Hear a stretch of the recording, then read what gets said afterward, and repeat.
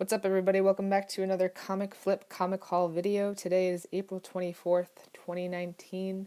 It is New Comic Book Day. It is the best day of the week. I just got back from the shop and I can't wait to share with you guys what I picked up today. So as always, I'm going to start with the indies. From Dark Horse, I picked up Fight Club number 3.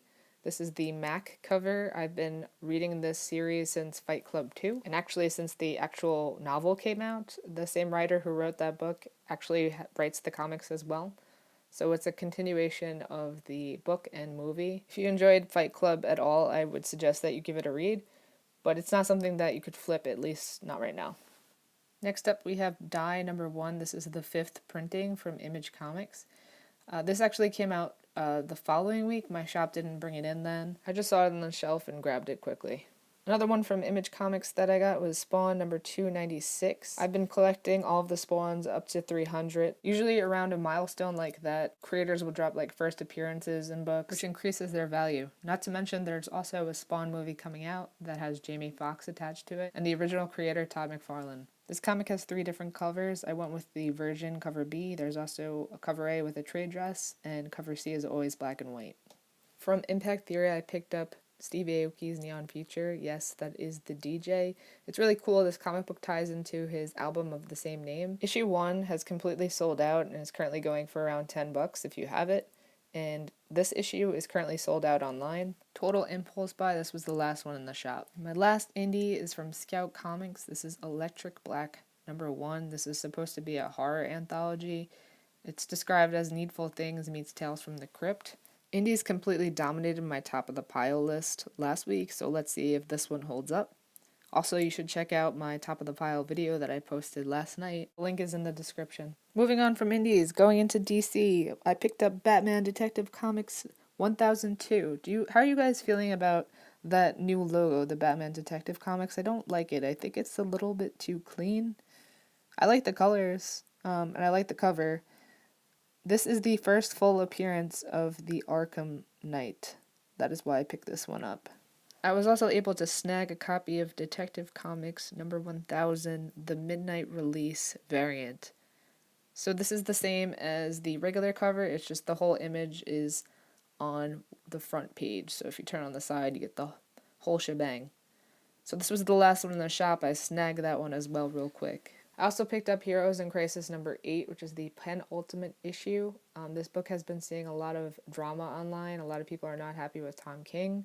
But I like to remind everyone that this is only issue 8. We have one more issue to go. I'm really excited to jump into this one. This is not so much of a flippable book, but I can't wait to see how the story ends. So before we move on to Marvel, I just want to talk about the books you see on the left and right.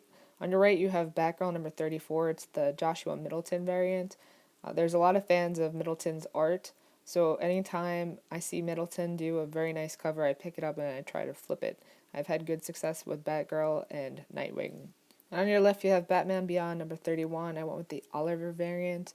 This is the first appearance of a new villain named The Split. Moving on to Marvel, I had to pick up The Amazing Spider-Man number 20. This issue we get the Lizard in. What is he going to do? Is he going to save his son? What is Craven gonna do? What about all those rich people? We're gonna find out. It's been a slow burn, but I've enjoyed Nick Spencer's writing on The Hunted. So this might look familiar. This is indeed Immortal Hulk number 16, the Joe Bennett 1 in 25 variant. This is the second printing. This is the first known second printing incentive variant ever. The only difference between this one and the previous one is this one has like an orange-red background. Well, I'm a sucker and actually bought it because I don't know in the future which one is going to be worth more. Either this, because it's so rare, or the other one. I don't know. Time will tell. I had to pick this one up. This is Marvel Comics Presents, I believe, number 4, featuring Wolverine, my guy Moon Knight, and also my guy SpiderMan. With these 3 on the cover, I had to pick this one up. There is a variant cover done by Bill S., good old Bill S. I thought it was ugly, so I didn't put it on my pull list. But turns out that was a huge mistake because it is now going for $110. Oh well. One I missed last week is Spider-Man Life Story number 2. This is the first appearance of the Black Goblin. Yes, you know the Red Goblin and the Green Goblin. Well, now there's the Black Goblin, and that's specifically why I picked this one up. Could be valuable down the line. I haven't been able to read number 1 yet. Have you guys been able to read Spider-Man Life Story? Let me know in the comments below if you liked it or not. I also picked up the Superior Spider-Man number 5. The previous issues have been great. It's a lot of fun reading this book. So this is not flippable yet, but it's purely a fun read. I suggest if you're a fan of Spidey, you should pick this one up. And I had to pick up Thanos number 1 because it's Endgame, everybody. Endgame is coming out this week. It's a wonderful time to be alive. But this apparently is an origin of Thanos and Gamora. There's a ton of covers for this one. I went with the Lim variant because Thanos looks fierce in it. But the ones you want to get are the Parel and Zaffino variants because they're going for around $15.